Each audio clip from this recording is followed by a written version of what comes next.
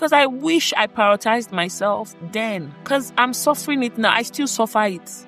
Because I remember that years after, this guy took me to court.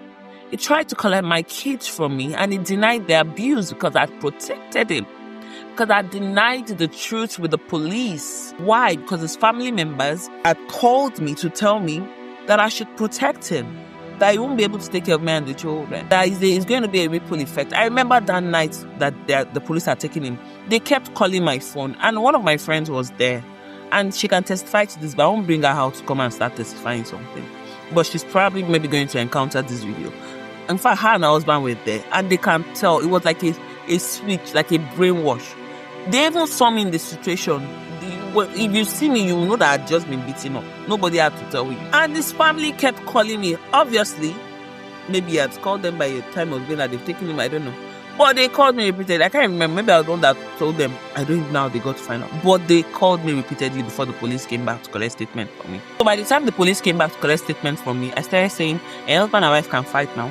That no, they should stay out of it. I started denying what had happened. They were just looking at me like a mad person. They called me weeks after. They would be calling me to check him. I kept denying it because I didn't want to put him in trouble. I didn't want to put my ex-husband that strangled me, that beaten me my 2 pregnancies. Let me even tell my in-laws, so, do they know that their son used to beat me? Do they understand what it is for their son to be beating me or me?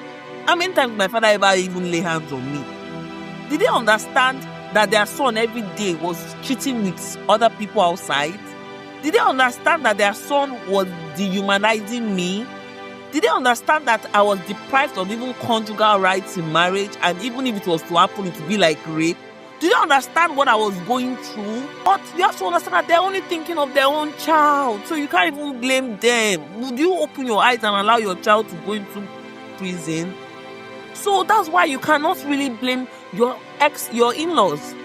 But they are not your source of comfort. I was fortunate that I had one of them on my side. I was very fortunate. And that's why I will never disrespect her. That's why I will always cherish her. Because I'd lived with her before marriage. So she already knew me as a person. So she could tell when something had started to happen to me. When nobody was knowing. Because my parents, my family, they were far away from me. So she could easily just spot that, Doyin, there's something off about you. There's something wrong. She was able to spot it quickly. Maybe not quickly, but at some point she was able to spot it. Even on wedding day. Yes, let me tell you, on the wedding day, Fred abused me. On wedding day, let that sit in. A few days after we started living together, I'd received slapping of my life. Just let that sit in.